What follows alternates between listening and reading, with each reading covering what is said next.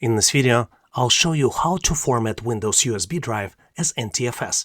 If this video was helpful, make sure to like and subscribe. To format your USB drive as NTFS, you need to go to File Explorer, find your USB drive. The easiest way to do it is navigate to this PC. Here in this PC, you see the list of all the available drives. You need to find your USB drive. Let's first check the current file system for the drive. Select the drive, do a right mouse click on the drive, and select Properties. My current file system is exFAT.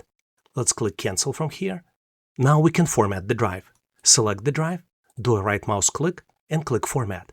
Here in the file system, you need to select NTFS, make sure Quick Format is selected, and now you can click Start. Click OK on the warning, and in a few seconds, format is complete. Let's click Close in the Format dialog box, do a right mouse click, click Properties, and now you can see that the file system is NTFS.